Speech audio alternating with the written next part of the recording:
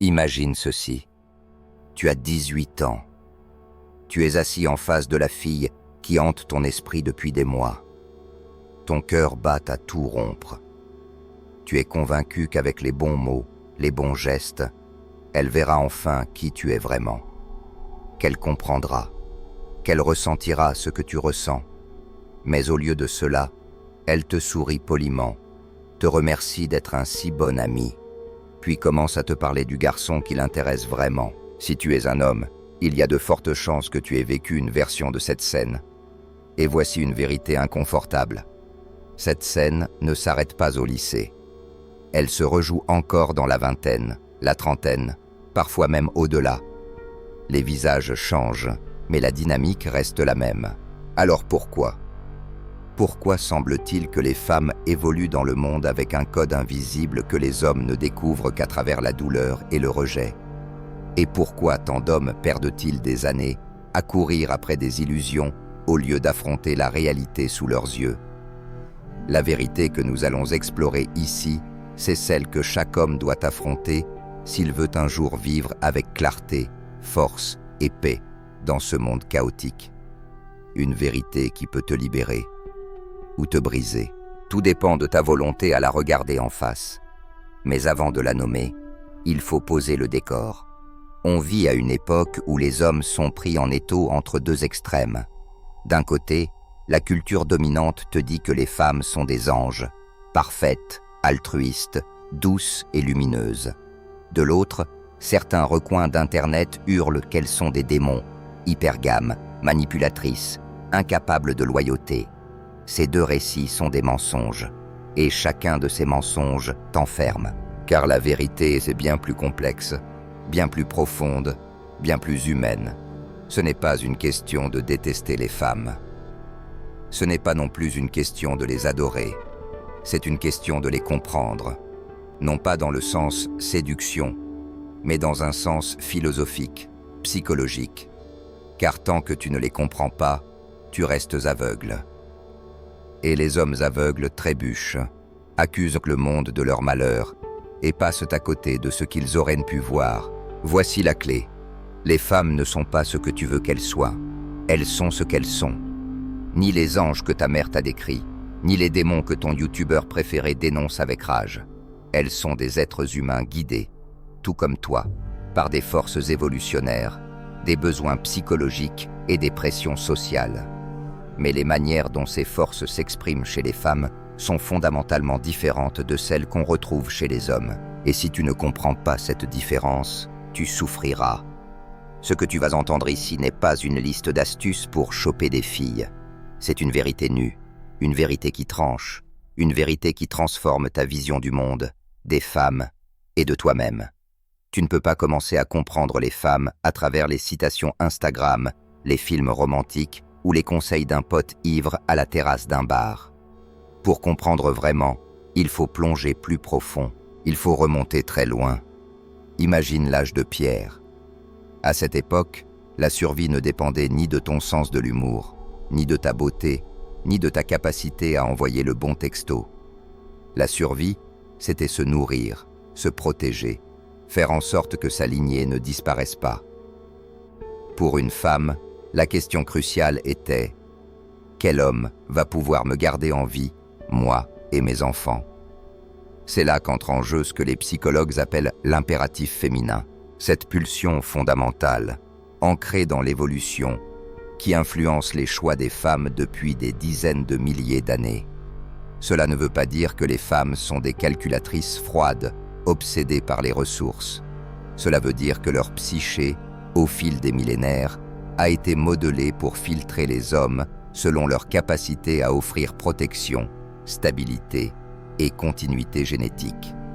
Les femmes sont attirées par le statut, la force, la confiance. Pas parce qu'on les aurait conditionnées ainsi par la société moderne, mais parce que les femmes qui n'avaient pas ces instincts ont, tout simplement, disparu du génome. Elles n'ont pas survécu.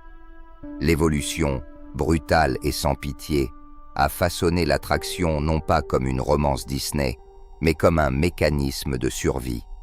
Et dans notre monde moderne, ce mécanisme crée une tension Car aujourd'hui, les femmes ne disent pas qu'elles veulent survivre. Elles disent qu'elles cherchent la gentillesse, la compréhension, la connexion émotionnelle. Et ce n'est pas un mensonge. Elles veulent ces choses.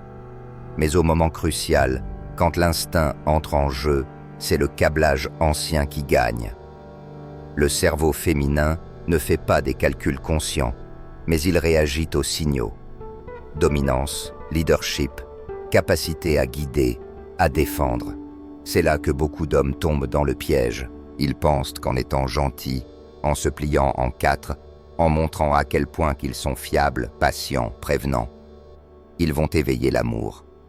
Mais la gentillesse, isolée, ne déclenche pas l'attraction. Pourquoi ? Parce qu'elle ne représente pas une valeur de survie. Si tu es gentil mais faible, gentil mais sans but, gentil mais dépendant, ces instincts ne te respecteront pas. Et voici le paradoxe cruel. Les qualités qu'on t'a souvent appris à développer, la soumission, la docilité, le besoin de plaire, sont exactement celles qui, dans l'inconscient féminin, sont associées à la faiblesse. C'est pour ça que tant d'hommes trouvent que les femmes mystérieuses. Pourquoi le mec distant, peu investi, déclenche-t-il tant de passion, alors que celui qui écrit des poèmes du matin se fait ignorer? Ce n'est pas de la magie. Ce n'est pas une question de masculinité toxique, c'est l'évolution qui murmure à l'oreille. Choisis l'homme qui sait survivre. Choisis celui qui mène. Mais cela ne veut pas dire que les femmes sont superficielles ou incapables d'aimer. Cela veut dire qu'elles sont humaines, avec des instincts façonnés par des milliers d'années d'adaptation à la dureté du monde. L'amour, la fidélité, la tendresse existent. Mais ils s'appuient sur une base. Et si cette base, respect, puissance, direction, n'est pas là, tout le reste s'écroule. Les femmes ne réagissent pas à la projection que tu as dans ta tête. Elles réagissent à l'homme réel qui se tient devant elles, à ses choix, à son énergie, à son alignement avec sa nature. Depuis l'enfance, on t'a raconté une histoire. Elle venait des contes de fées, des dessins animés, de l'école, de la religion. L'histoire disait « Les femmes sont pures, les femmes sont douces, les femmes sont vertueuses, aimantes, bienveillantes. Les hommes, eux, sont bruts, agressifs, à contrôler, à corriger. » Pendant des siècles, la société a enfermé les femmes dans l'image de l'ange du foyer. Dans l'Europe médiévale, c'était la Vierge ou la sorcière. Dans l'époque victorienne, la créature fragile à protéger. Aujourd'hui, c'est la victime sacrée, la sainte indignée, moralement irréprochable. Mais cette vision est un piège. Un mythe séduisant, certes, mais qui aveugle les hommes, car en croyant que les femmes sont fondamentalement innocentes, moralement supérieures, incapables de malveillance, tu oublies qu'elles sont humaines. Et quand tu oublies ça, tu cesses de les voir clairement. Tu les mets sur un piédestal, tu les idéalises. Et le jour où la réalité frappe, une trahison, une rupture, un silence inattendu, tu t'effondres, incapable de comprendre comment celle que tu voyais comme un ange a pu te briser le cœur. Regarde autour de toi. Combien d'hommes connais-tu qui ont été dévastés par une séparation qu'ils n'avaient pas vu venir? Combien n'ont dit des phrases comme « Je ne pensais pas qu'elle serait capable de ça. Elle n'est plus la même. » Ou pire encore, « J'ai tout donné et elle m'a jeté. » Ces hommes ne sont pas naïfs par manque d'intelligence. Ils sont naïfs parce qu'on leur a menti sur la nature humaine. On leur a appris à croire que les femmes étaient différentes, supérieures moralement, incapables des mêmes fautes que les hommes. Mais la réalité est plus nuancée. Les femmes, tout comme les hommes, prennent des décisions. Et ces décisions ne sont pas toujours basées sur des idéaux nobles. Elles sont influencées par leurs émotions, leur environnement, leurs instincts. Elles peuvent aimer sincèrement un jour, puis ne plus rien ressentir le lendemain. Elles peuvent justifier une trahison avec des phrases comme « je n'étais plus heureuse » ou « tu avais changé », même si rien dans leurs actes ne montre une réelle injustice subie.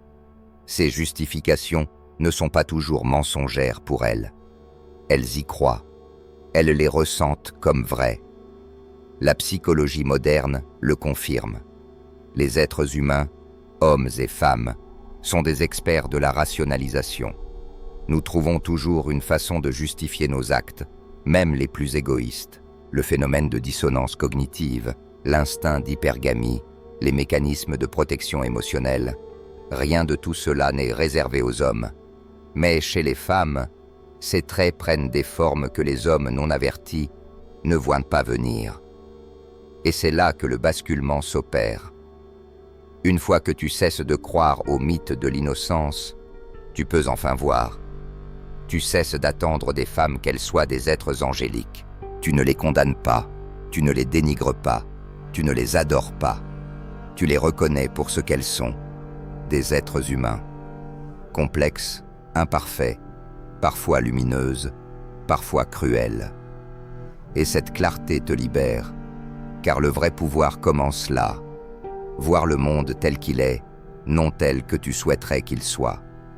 C'est pour cela que, la prochaine fois que tu te surprends à penser « elle ne ferait jamais ça », prends une pause. Elle le pourrait. Elle le fera peut-être, et cela ne fera pas d'elle un monstre. Cela fera d'elle une humaine. Et tant que tu refuses de voir les femmes comme des êtres faillibles, tu resteras prisonnier de tes illusions. Parlons maintenant d'un mot qui fait frémir bien des hommes. Hypergamie. Tu l'as sûrement déjà croisé.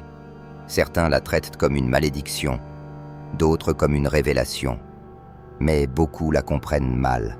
L'hypergamie, dans sa définition la plus simple, est cette tendance féminine à chercher le partenaire ayant le plus grand potentiel, en sécurité, en statut, en force, en charisme. Elle n'est pas un complot, elle n'est pas une trahison, elle est un mécanisme de survie. Imagine une femme, 50 000 ans en arrière, choisissant un homme faible, instable, sans vision. Que se passe-t-il quand l'hiver arrive? Quand une tribu ennemie attaque, elle et ses enfants ne survivent pas. Les femmes qui ne suivaient pas ces instincts n'ont pas transmis leur ADN. Celles qui ont choisi les plus forts l'ont fait. Et nous sommes leurs descendants. Dans notre monde moderne, ce même instinct subsiste, mais amplifié. Les applications de rencontres, les réseaux sociaux, la mondialisation ont transformé le village ancestral en un supermarché planétaire. Une femme moyenne, aujourd'hui, peut avoir plus de prétendants potentiels sur son téléphone que ses ancêtres n'en ont rencontré en une vie entière. Les chiffres le prouvent. Sur les applis, les femmes reçoivent bien plus de matchs que les hommes, surtout avec les hommes considérés comme au-dessus de la moyenne. Cela crée une distorsion. Une petite minorité d'hommes capte l'attention d'une majorité de femmes. Les autres, même s'ils sont gentils, travailleurs, présents, sont souvent invisibles. Et face à cela, beaucoup d'hommes tombent dans l'amertume. Ils accusent les femmes d'être superficielles, ingrates, infidèles. Ils se referment. Mais cette réaction ne change rien. La réalité ne se plie pas à ta frustration. La nature ne disparaît pas sous prétexte qu'elle te dérange. Alors, que faire? 2 options. Soit tu pleures sur l'injustice du monde, en te répétant que les femmes ne regardent que les top 10%. Soit tu prends acte. Tu reconnais que la compétition est un fait, et tu choisis de t'élever, non pas pour manipuler, non pas pour plaire, mais pour devenir cet homme que les instincts féminins respectent sans qu'il ait à le demander. L'hypergamie ne signifie pas qu'une femme ne peut pas t'aimer. Elle ne signifie pas non plus qu'elle partira dès qu'un homme plus riche ou plus beau croise sa route. L'amour existe, la loyauté existe, mais elle s'ancre dans le respect. Et le respect vient de ce que tu incarnes, ta force, ta direction, ta capacité à diriger ta propre vie. Ce que les femmes ne respectent pas, c'est le potentiel non réalisé. Elles ne tombent pas amoureuses de ce que tu pourrais être. Elles tombent amoureuses de ce que tu es ici et maintenant. Si tu veux de l'amour, si tu veux de l'engagement, tu dois bâtir ce socle. Tu dois devenir l'homme qu'on ne peut ignorer. Celui qui n'a pas besoin de supplier. Celui dont la présence suffit. Comprendre l'hypergamie, ce n'est pas s'en plaindre.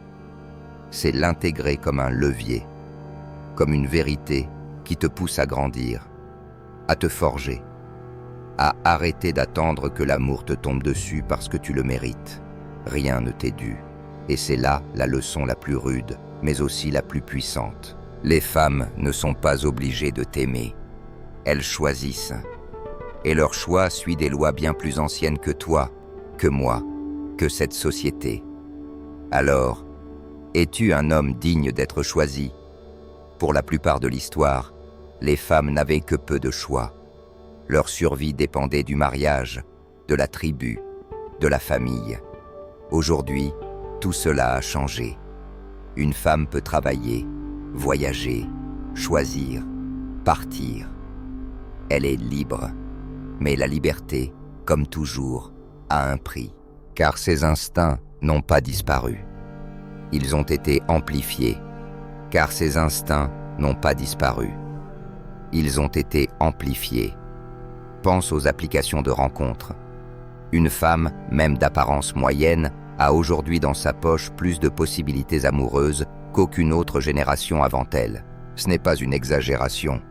Des études ont montré que les femmes reçoivent des dizaines, parfois des centaines de sollicitations en ligne, souvent de la part d'hommes considérés comme au-dessus de la moyenne. C'est comme si la nature avait branché un haut-parleur à son instinct le plus profond. Trouver le meilleur. Mais retourne la situation. Que signifie cette hyperstimulation pour les hommes?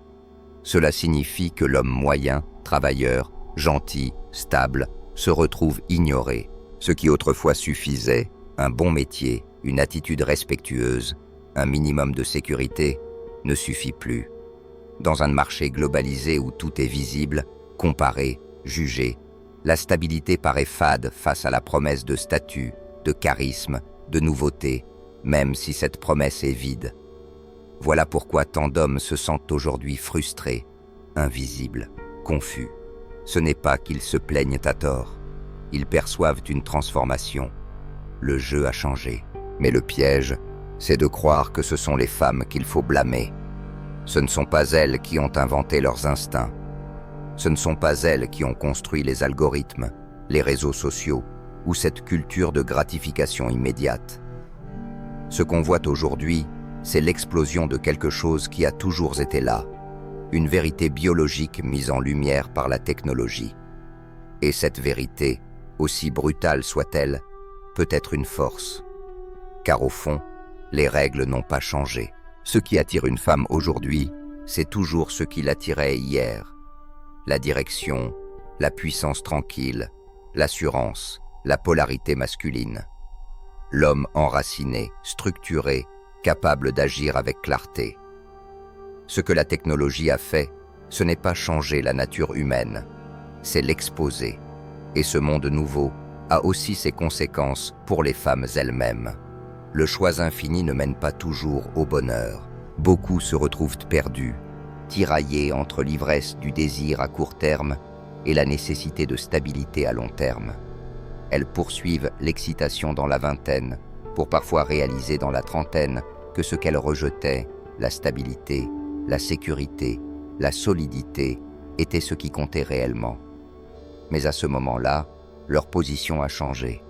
Le marché aussi, non pas par injustice, mais par biologie. La fertilité, la jeunesse, la beauté.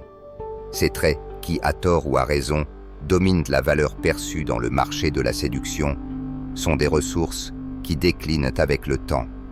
Pendant ce temps, les hommes qui prennent soin d'eux développent leur carrière, affinent leur vision du monde, voient leur valeur croître. Cela crée une tension inévitable. Les femmes sont plus libres que jamais, mais aussi plus angoissées, plus insatisfaites, plus tiraillées. Les hommes sont plus connectés que jamais, mais aussi plus perdus, plus en colère, plus désillusionnés. Ce chaos n'est pas une preuve que les femmes sont brisées, ce n'est pas une preuve que les hommes sont victimes, c'est une preuve que la nature humaine entre en collision avec une société qui a tout accéléré. Ce que tu dois faire, ce n'est pas te plaindre du chaos, c'est apprendre à le traverser, à le lire, à y trouver ta place. car les hommes qui voient clair, sans haine, sans naïveté, sont ceux qui y prospèrent.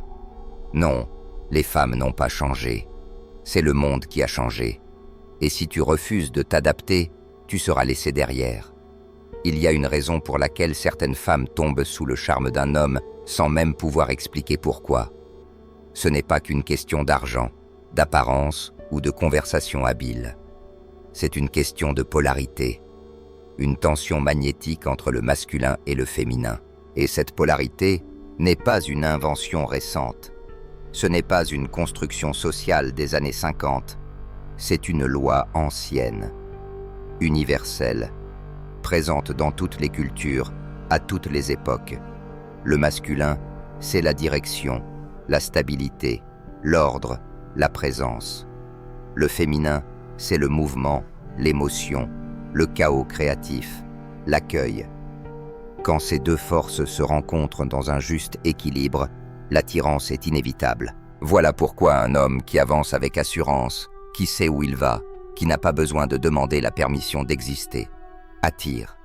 Et pourquoi celui qui hésite, qui s'excuse sans cesse, qui attend d'être validé avant d'agir, repousse. Il ne s'agit pas d'être dominateur. Il s'agit d'incarner un pôle masculin stable, de tenir ta place, de créer ce champ magnétique. Malheureusement, la culture moderne cherche à brouiller ces lignes. On dit aux hommes de devenir plus doux, plus sensibles, plus accommodants. On dit aux femmes d'être plus fortes, plus indépendantes, plus affirmées. Et si ces messages peuvent te sembler progressistes en surface, ils tuent, en profondeur, le feu du désir. Un homme qui renonce à sa masculinité pour plaire devient invisible. Une femme qui renonce à sa féminité pour tout contrôler se retrouve souvent épuisée, déconnectée, insatisfaite. Il ne s'agit pas de revenir à des rôles figés du passé. Il s'agit de comprendre que c'est dans la complémentarité que naît l'attraction. Une femme ne veut pas une copie d'elle-même. Elle veut du contraste. Elle veut sentir une présence stable face à ses tempêtes. Elle veut pouvoir se détendre dans sa féminité parce qu'elle sent la solidité de ta masculinité. C'est aussi pour cela que les femmes testent les hommes. Non pas pour manipuler, mais pour vérifier. Vérifier si tu es ce que tu prétends être, si tu peux tenir bon, si tu restes centré quand elle s'effondre, si tu peux guider quand elle doute. Ces tests ne sont pas des pièges, ce sont des opportunités, des chances de montrer que tu n'es pas un mirage. Alors, que signifie être un homme aujourd'hui? Cela signifie avoir une direction, des valeurs claires, une discipline intérieure. Cela signifie prendre soin de ton corps, de ton esprit, de ton énergie. Cela signifie parler avec intégrité, agir sans dépendre de l'approbation. Et surtout, cela signifie arrêter de courir après les femmes, car elles ne tombent pas amoureuses d'un homme qui les poursuit. Elles tombent amoureuses d'un homme qui avance, qu'elles respectent et qui les attire dans son mouvement. La masculinité n'est pas là pour dominer la femme. Elle est là pour créer la polarité qui permet au désir, au respect et à l'amour de fleurir. On a démonté les mythes. On a remonté le fil de la psychologie féminine. On a exploré l'hypergamie, le chaos moderne, la polarité. Il est temps d'atterrir. Alors quelle est cette vérité que tout homme doit un jour affronter? La voici. Les femmes répondent à la réalité, pas à la fantaisie. Elles ne t'aimeront pas pour ce que tu crois être, ni pour ce que tu pourrais devenir un jour, ni pour cette version poétique de toi que tu chéris dans ta tête. Elles réagissent à l'homme qui est là, debout, en face d'elles, à sa force, sa clarté, sa direction, sa présence. Si cet homme est ancré, discipliné, déterminé, elles le ressentiront dans chaque fibre de leur corps. Si cet homme est perdu, fragile, rempli de ressentiments, elles le sentiront aussi. Les femmes filtrent, elles observent, elles sélectionnent. Et ce filtrage ne s'arrête pas parce que tu es gentil, loyal ou sincère. C'est la nature. Et cette vérité est difficile à avaler parce qu'elle brise l'idée que l'amour est inconditionnel, qu'il suffit de donner pour recevoir, Mais l'amour humain, qu'il soit masculin ou féminin, n'est jamais totalement inconditionnel. Il répond à la réalité. Et cette réalité est rude. Une femme ne peut pas aimer une version imaginaire de toi. Elle ne peut aimer que ce que tu incarnes. Ce n'est pas de la cruauté, c'est de l'humanité. Toi non plus, tu ne tomberais pas amoureux d'une illusion. Si elle est belle dans ton esprit, mais destructrice dans les faits, l'attraction meurt. Toi aussi, tu filtres. Toi aussi, tu choisis. Le vrai piège, ce n'est pas d'aimer les femmes, c'est de refuser de les voir clairement, de s'accrocher aux illusions. L'ange, la muse, la victime éternelle. Et ces illusions te mèneront toujours à la douleur, à la trahison, à la désillusion. La vérité, elle, te libère. Car en acceptant les femmes telles qu'elles sont, humaines, imparfaites, animées par des instincts profonds, tu cesses de les adorer et tu cesses de les haïr. Tu commences enfin à les comprendre. Et quand tu vois les femmes clairement, tu te vois toi-même.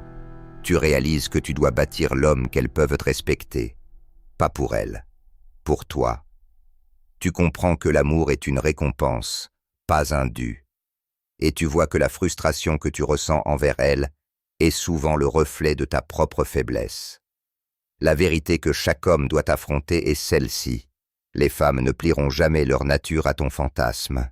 C'est à toi de t'élever pour rencontrer leur réalité. Et ce jour-là, tu cesseras de les poursuivre. Tu cesseras de craindre le rejet. Tu cesseras de détester le jeu. Tu commenceras à l'embrasser comme une épreuve, une forge, le feu qui fait de toi un homme digne de respect, d'amour et de légende. Les femmes ne te feront pas devenir un homme, c'est la vérité qui le fera.